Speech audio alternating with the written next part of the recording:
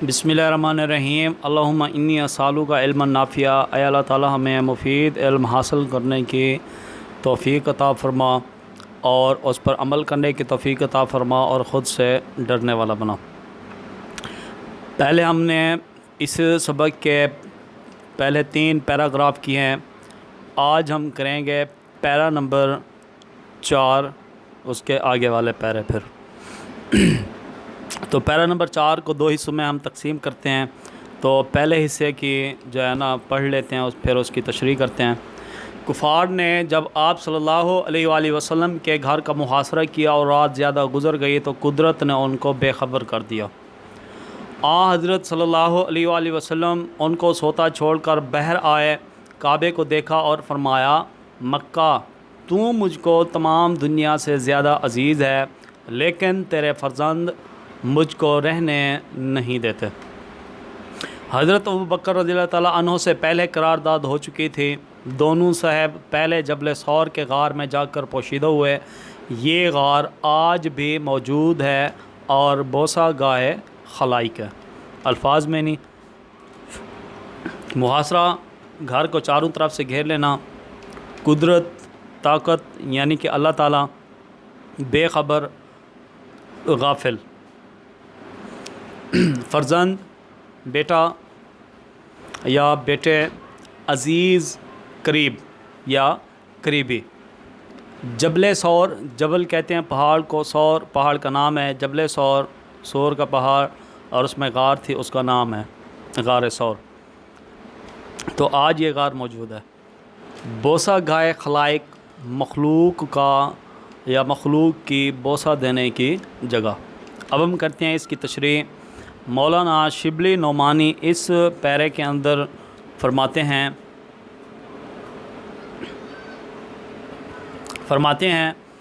कि काफिरों की दुश्मनी जब हद से बढ़ गई तो उन्होंने मुश्तरका फ़ैसला किया कि आप सल्लल्लाहु अलैहि वसल्लम के घर का घेराव कर लिया जाए।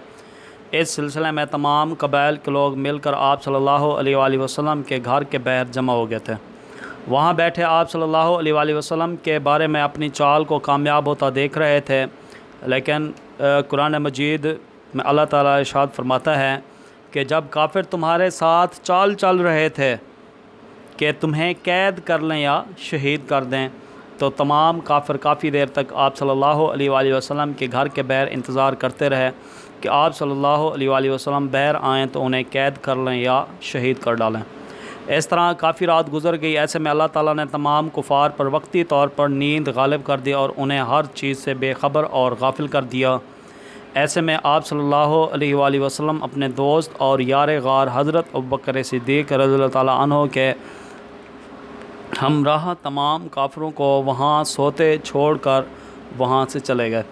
आप सल्लल्लाहु अलैहि वसल्लम सीधा खाना काबा पहुँचे और खाना काबा से मुखातिब होकर फरमाया, ऐ मक्का तू मुझको तमाम दुनिया से अज़ीज़ है, लेकिन तेरे फ़र्जंद मुझको यहाँ रहने नहीं देते।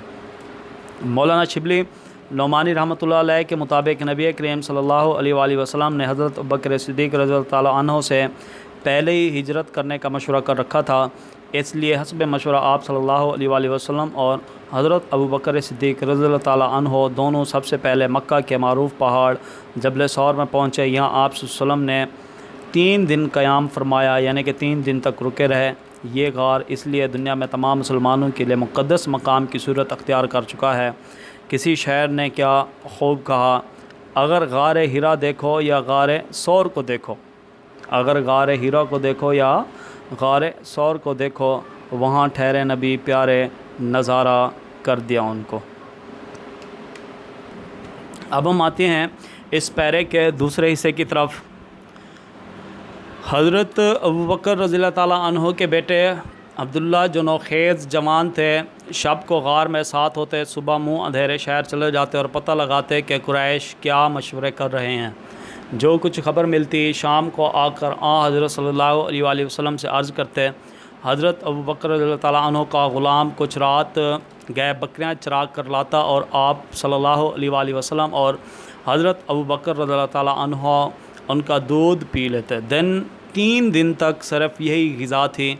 लेकिन इब्न हशाम ने लिखा है कि रोज़ाना शाम को اسما رضی اللہ تعالیٰ عنہا گھر سے کھانا پکا کر غار میں پہنچا آتی تھیں، اس طرح 3 راتیں غار میں گزاریں۔ اب ہم کرتے ہیں اس حصے کے الفاظ کے معنی۔ نوخیز جوان جو ہے یہ ہے جی ابھرتا ہوا جوان یا ابھرتا ہوا نوجوان۔ شب رات، منہ اندھیرے، صبح سویرے، جب سورج جو ہے طلوع نہیں ہوتا اس ٹائم۔ اس کے بعد ہے جی غذا خوراک، راتیں، رات کی جمع۔ تو اب ہم کرتے ہیں اس حصے کی تشریح۔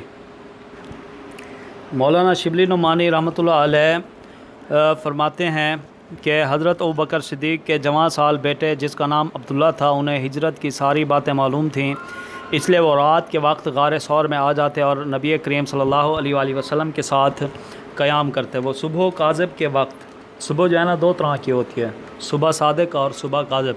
صبح صادق کہتے ہیں سچی صبح، یعنی کہ جب سورج طلوع ہوتا ہے اور ایک رات کا پہر ہوتا ہے، ایسے لگتا ہے جیسے صبح ہو گیا، تو اسے کہتے ہیں ہم صبح کاذب، اور وہ ہوتا ہے تہجد کا ٹائم۔ تو صبح کاذب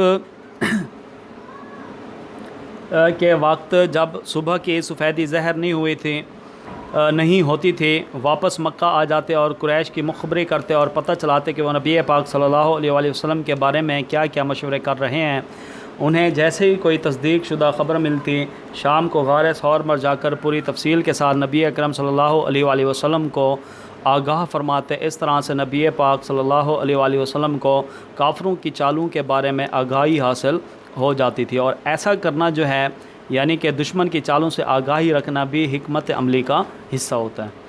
مزید مولانا شبلی نعمانی رحمۃ اللہ علیہ بتاتے ہیں کہ حضرت ابوبکر صدیق رضی اللہ تعالیٰ عنہ کے ایک غلام جن کا نام بھی عبداللہ تھا، وہ رات کو بکریاں چراتے چراتے غار ثور میں پہنچ جاتے۔ وہاں پر نبی پاک صلی اللہ علیہ وآلہ وسلم اور حضرت ابوبکر صدیق ان بکریوں کا دودھ پی لیتے۔ اس طرح 3 دن تک آپ صلی اللہ علیہ وآلہ وسلم اور آپ صلی اللہ علیہ وآلہ وسلم کے دوست حضرت ابوبکر صدیق رضی اللہ تعالیٰ عنہ دودھ پر گزارا کرتے رہے۔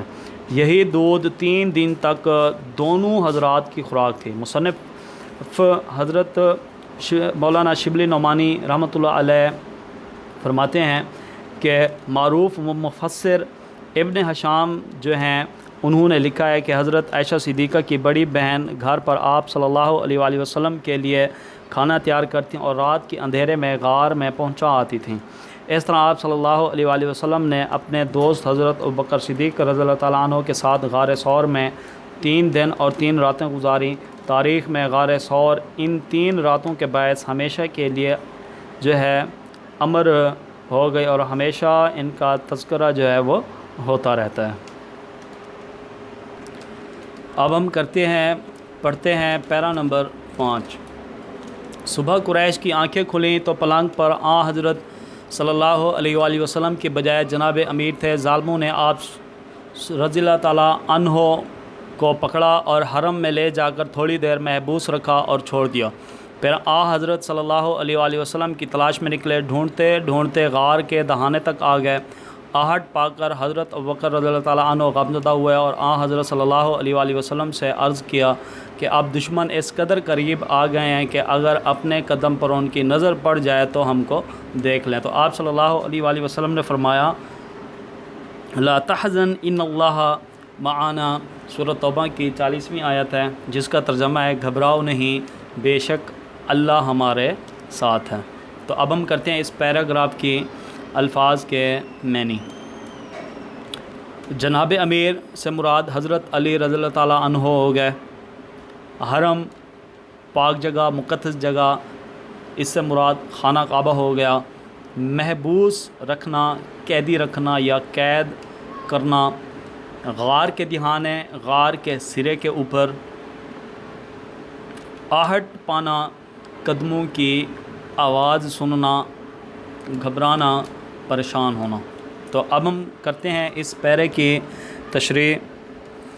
مصنف حضرت مولانا شبلی نعمانی اس پیرے میں فرماتے ہیں جب اللہ نے کافروں پر وقتی طور پر نیند غالب کر دی اور آپ صلی اللہ علیہ وآلہ وسلم وہاں سے چلے گئے، تو صبح کے وقت جب تمام کافروں کی آنکھیں کھلیں تو وہ جلدی جلدی مکان کے اندر گئے، تو وہ دیکھ کر حیران رہ گئے، پریشان رہ گئے کہ وہاں نبی پاک صلی اللہ علیہ وآلہ وسلم موجود نہیں تھے، بلکہ آپ صلی اللہ علیہ وآلہ وسلم کی بجائے آپ صلی اللہ علیہ وسلم کے چچا زاد بھائی حضرت علی رضی اللہ تعالیٰ عنہ موجود تھے۔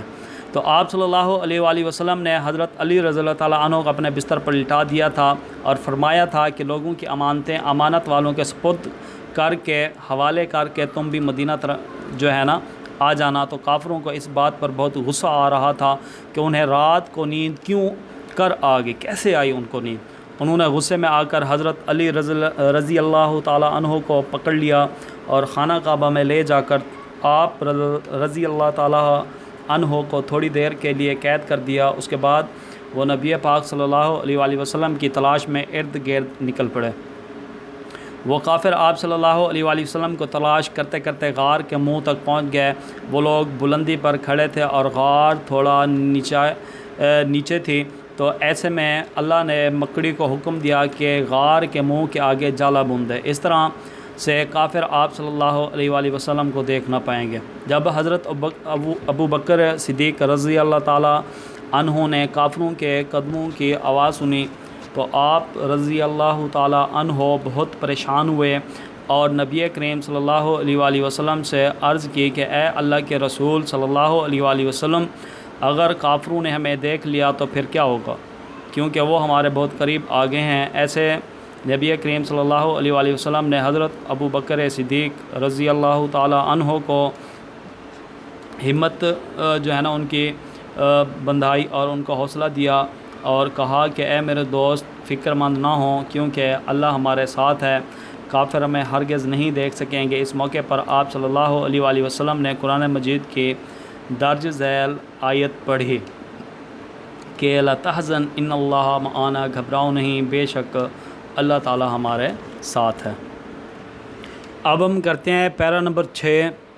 قریش نے اشتہار دیا کہ جو شخص محمد صلی اللہ علیہ وآلہ وسلم یا ابو بکر رضی اللہ تعالیٰ عنہ کو گرفتار کر کے لائے گا، اس کو ایک خون بہا کے برابر یعنی 100 اونٹ کا انعام دیا جائے گا۔ سراقہ بن جوشم نے سنا تو انعام کی امید میں نکلا، عین اس حالت میں کہ آپ صلی اللہ علیہ وآلہ وسلم روانہ ہو رہے تھے۔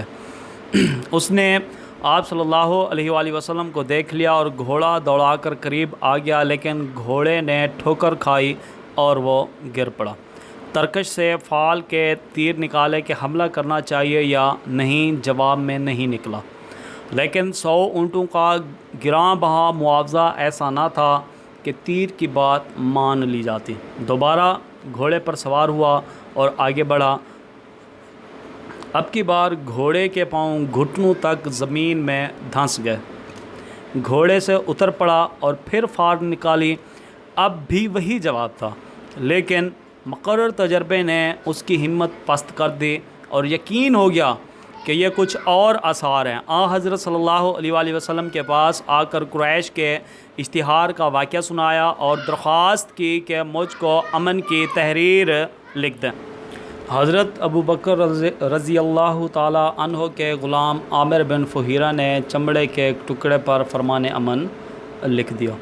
اب ہم کرتے ہیں اس پیراگراف کے الفاظ کے معنی۔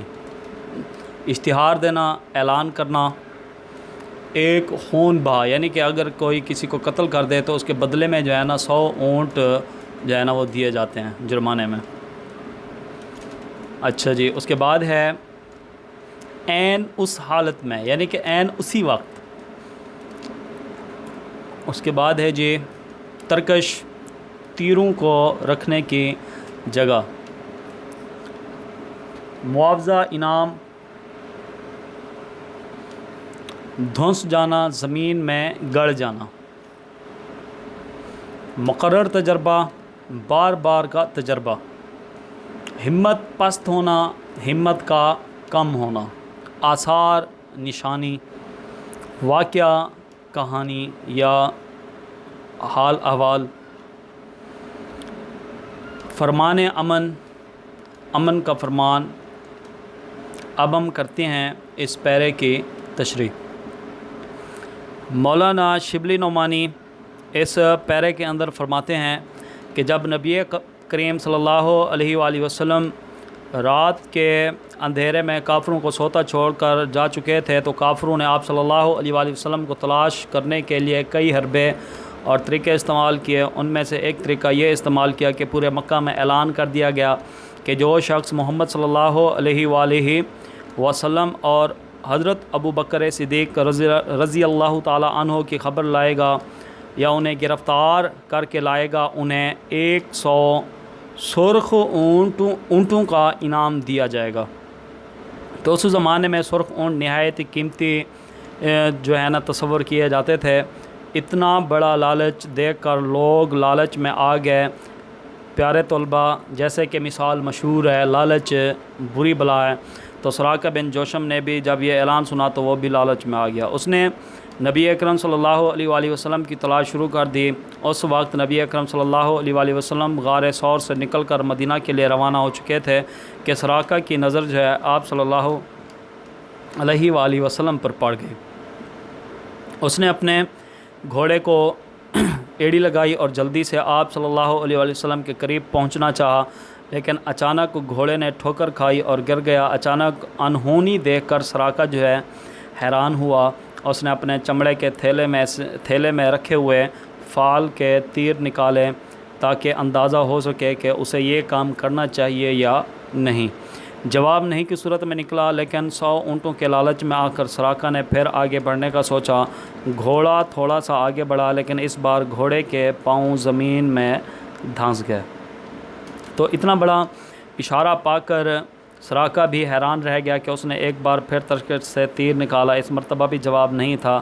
لالچ برابر کام کر رہا تھا۔ بار بار کے تجربے سے سراقہ کی ہمت ٹوٹ چکی تھی۔ اسے یقین ہو چلا تھا کہ معاملہ کچھ اور ہے۔ سراقہ نے آپ صلی اللہ علیہ وآلہ وسلم کو گرفتار کرنے کا ارادہ ترک کیا اور آپ صلی اللہ علیہ وآلہ وسلم کے قریب آیا اور قریش کے اعلان کا سارا قصہ جو ہے آپ صلی اللہ علیہ وآلہ وسلم کو سنایا۔ سراقہ نے اس موقع پر درخواست کی کہ مجھے معاف کر دیا جائے اور امن کی تحریر لکھ دی جائے۔ قرآن مجید میں ارشاد ہے کہ خدا خود بھی معاف کرتا ہے اور معاف کرنے والوں کو دوست رکھتا ہے۔ تو ہمیں بھی چاہیے کہ اگر ہمارے ساتھ کوئی ظلم کرے تو ہم بھی کیا کریں جی، معاف کر دیں۔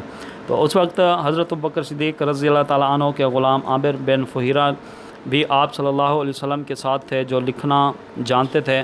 آپ صلی اللہ علیہ وآلہ وسلم نے انہیں چمڑے کے ٹکڑے پر فرمان امن لکھنے کا حکم دیا۔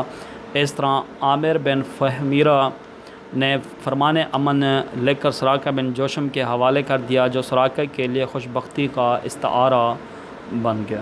اب ہم آتے ہیں پیرا نمبر 7 کی طرف، جو کہ ہمارا آخری پیرا ہے۔ تشریف آوری کی خبر مدینہ میں پہلے پہنچ چکی تھی۔ تمام شہر ہمتاً چشم انتظار تھا۔